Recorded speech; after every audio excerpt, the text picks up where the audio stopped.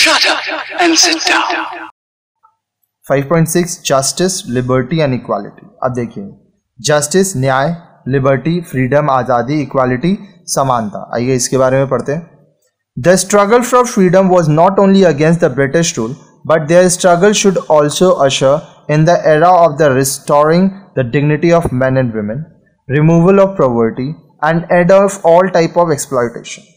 अब देखिए, जो आज़ादी की लड़ाई थी वह सिर्फ ये नहीं थी कि हम लोग को अंग्रेजों से, ब्रिटिशर्स के जो हमारे ऊपर शासन था उससे आज़ादी मिले। इस आज़ादी में ये भी था कि किस तरह से हम लोग हमारे देश के जो पुरुष हैं, जो महिलाएं हैं, उनके इज्जत को, उनके सम्मान को बनाए रखें, कैसे हम लोग गरीबी हटाएं, कैसे हम लोग हर एक प्रकार का जो शोषण था, जो लोगों के ऊपर अत्याचार किया जाता था, उसको हटाएं। Such strong motivations and cherished ideals have prompted the farmers to lay emphasis on the provisions of the justice, liberty and equality to all the citizens of India.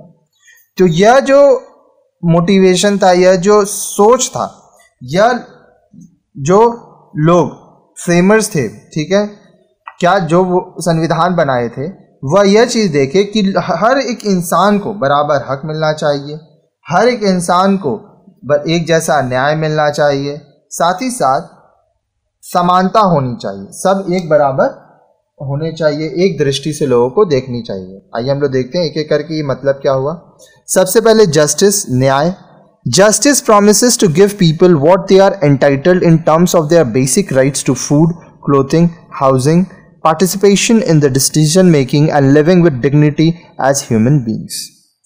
Justice, न्याय, इसमें यह वादा किया जाता है कि जो नागरिक है उनको जो उनका मूल अधिकार है, रोटी, कपड़ा, मकान, ठीक है, साथ साथ वह इंसान है इसलिए वो अपने डिसीजंस को ले सके, उनको जो चाहिए वो कर सके, साथ ही साथ वह इज्जत सम्मान के साथ जी सके। The preamble covers all these dimensions of justice, social, economic and political. अब जो आपका संविधान की जो प्रस्तावना है, ठीक है, जो हमारा संविधान है, उसमें यह सारे चीज, सभी पहलू जो कि न्याय के हैं, चाहे वो सामाजिक रूप में हो, आर्थिक रूप में हो या राजनीतिक रूप हो, ये सब चीज को लिया गया है। Besides the granting of political justice in the form of universal adult franchises और the representative form of democracy. इसके साथ ही साथ जो आपका राजनीतिक न्याय है, ठीक है, जिसमें यूनिवर्सल अडल्ट फ्रेंचाइजीज है, ठीक है, या रिप्रेजेंटेटिव फॉर्म ऑफ डेमोक्रेसी है, ठीक है। You will read social economic justice in next lesson. अब सोशल इकोनॉमिक जस्टिस, जो हमारा सामाजिक आर्थिक न्याय है, इसके बारे में हम लोग आगे के पाठ में पढ़ेंगे। लिबर्टी, आज़ादी। The preamble also mentions about liberty of thought and expression. अब देखिए, जो हमारा संविधान है का जो प्रस्तावना है, उसमें यह भी दिया गया है कि लोगों को सोचने की आज़ादी होगी, वह जो बोलना चाहेंगे उनको बोलने की आज़ादी होगी। These freedoms have been guaranteed in the Constitution through the fundamental rights. अब यह जो आज़ादी की बात है, यह हमारे संविधान में इसकी गारंटी कैसे मिलती है? फंडामेंटल राइट्स, मतलब मूलभूत जो आपका अधिकार है उस मामले से। Though freedom from want has not been guaranteed in the fundamental rights, certain directives to the state have been mentioned in the directive principles. अब देखिए, लोगों की आवश्यकताएं हैं, उनकी जो आज़ादी होती है, इसका गारंटी तो नहीं दिया जा सकता, क्योंकि हो सकता है हर एक लोगों का अलग अलग आवश्यकता है। मूलभूत आवश्यकता है रोटी, कपड़ा, मकान, यह तो गारंटी रहता है, यह चीज़ दिया जाता है, सरकार मदद भी करती है सबकी, लेकिन हर एक आपकी इच्छाएं पूरी हो जाए वो ज़रूरी नहीं होता है, ठीक है। अब कुछ कुछ डायरेक्टिव्स है जो कि राज्य देता है, जो कि डायरेक्टिव प्रिंसिपल्स में लिखा हुआ है।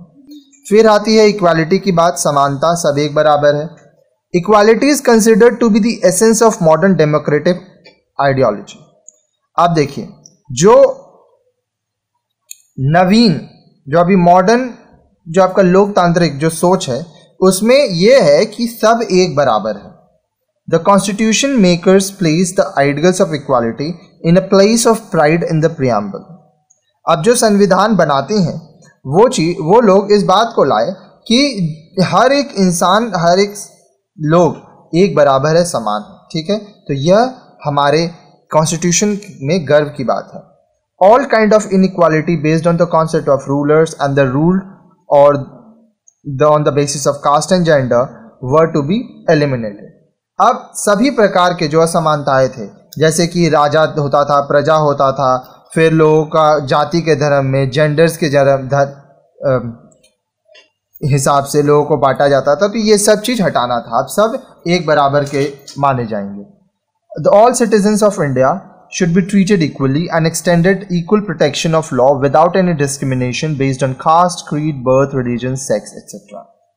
भारत के जितने भी नागरिक हैं उनका एक जैसा उनको सम्मान मिले, उनके संग एक जैसा व्यवहार हो, ठीक है, सबको सरकार द्वारा एक जैसा प्रोटेक्शन मिले, चाहे वो गरीब हो चाहे अमीर हो, कास्ट, जाति, धर्म, समुदाय, आपका जन्म कहाँ हुआ है, आप किस धर्म से संबंधित रखते हैं, आप महिला हैं, पुरुष हैं, किसी भी हिसाब से आप लोगों को बांटा नहीं जाना है। अब ठीक है, लोगों में भेदभाव नहीं करना है, सब समान है। Similarly, equality of opportunities implies that regardless of the social economic situation into which one is born, he or she will have the same chance as everybody else to develop his or her talents and choose means of livelihood. साथ ही साथ लोगों को एक प्रकार की अवसर मिले। इस बात को दरकिनार किया जाए कि वह किस सामाजिक आर्थिक अवस्था में है, उसका जन्म कहाँ हुआ है, वह अमीर है कि गरीब है, या कुछ नहीं देखना है। जो भी अवसर हैं सबको एक बराबर मिले, जिसकी जैसी योग्यता हो उस हिसाब से उसको काम मिले, और इंसान जो भी तरीका चाहे वह चुन सके अपने जीवन को जीने के लिए। 5.7 फ्रैटर्निटी, डिग्निटी, यूनिटी, इंटेग्रिटी। अब देखिए, आइए हम लोग यहाँ पे नए नए वर्ड्स हैं, पहले उन वर्ड्स का मतलब समझे। फ्रैटर्निटी, फ्रैटर्निटी का मतलब क्या होता है? बंधुत्व, लोगों में भाईचारा होना चाहिए, ठीक है। फिर आता है डिग्निटी, डिग्निटी का मतलब क्या होता है? लोगों में गौरव होना चाहिए, वो लोग में मर्यादा होनी चाहिए, प्रतिष्ठा होनी चाहिए। फिर यूनिटी मतलब एकता। फिर इंटेग्रिटी, इंटेग्रिटी मतलब अखंडता, सच्चाई। In the background of India's multilingual, multicultural and multi-religious society, and keeping in view the partition of the country, the framers of the constitutions were very much concerned about the unity and integrity of our newly independent country. अब देखिए, भारत जिसमें बहुत सारे भाषा बोलने वाले लोग रहते हैं, बहुत सारे संस्कृति के लोग रहते हैं, बहुत सारे धर्म समाज के लोग रहते हैं, साथ ही साथ देश का विभाजन भी हुआ। तो ये सब चीज को ध्यान में रखते हुए जो लोग संविधान को बनाए वह इस बात को लेके बहुत ध्यान दिए कि देश का जो हमारा आज़ाद देश है, जो नया नया अभी आज़ाद हुआ है, उसमें लोगों में एकता बनी रहे, साथ ही साथ लोग ईमानदारी से साथ रहे, अखंडता बनी रहे। There was a need for harmonious coexistence among various religions, linguistic, cultural and economic groups. अब देखिए, जितने भी तरह के अलग अलग समुदाय थे, चाहे वो धार्मिक रूप में हो, भाषा के रूप में हो, सांस्कृतिक रूप में हो, या आर्थिक जो समुदाय थे, उनके बीच में अच्छा व्यवहार होना चाहिए, अच्छा संबंध होना चाहिए। Inclusion of phrases like dignity of individuals, fraternity among people and unity and integrity of the nation in the preamble highlight such a need. अब जो हमारा कॉन्स्टिट्यूशन है, संविधान है, उसमें यह चीज़ों को लाना कि हर एक व्यक्ति को अपना सम्मान, गौरव मिलना चाहिए, हर एक व्यक्तियों में भाईचारा होना चाहिए, राष्ट्र की एकता बनी रहनी चाहिए, अखंडता बनी रहनी चाहिए। ये सारी चीज़ें हमारे संविधान में प्रस्तावित की गई, उसमें जोड़ी गई। Egalitarian, a society which feels concerned for meeting the needs of all its members, is known as egalitarian society.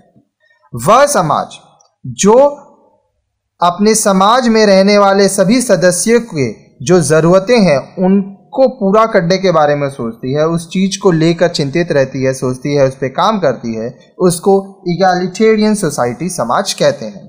The egalitarian state is expected to reduce inequalities among citizens and fulfill minimum requirements of all. अब जो egalitarian state राज्य होता है, उससे यह माना जाता है, यह एक्सपेक्टेशंस रहता है कि वह असमानताओं को कम करेगी अपने नागरिकों में, साथ ही साथ हर एक व्यक्ति का जो मिनिमम जो उनकी ज़रूरत है, कम से कम जो ज़रूरत होता है उसको वो पूरा करेगी। The preamble has provided for a vision human which is democratic, secular and therefore egalitarian. अब जो हम लोग का प्रियम्बल है, प्रस्तावना है हमारे संविधान में, उसमें यह चीज़ को देखा गया कि लोकतांत्रिक बने, धर्म की बंटवारा ना हो, धर्मनिरपेक्ष हो, ठीक है, तो इसलिए यह एगालिटेरियन हुआ।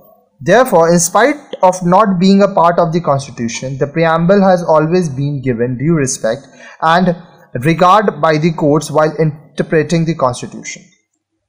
अब देखिए, इस संविधान का हिस्सा ना होकर भी जो हमारा प्रियम्बल है, जो प्रस्तावना है, वह हमेशा उसका सम्मान किया गया, और जो अदालत है वह भी जो हमारे संविधान है जब इसके बारे में बात करती है, इसको समझने की कोशिश करती है, कोई निर्णय लेती है, तो प्रियम्बल को ध्यान में रखती है।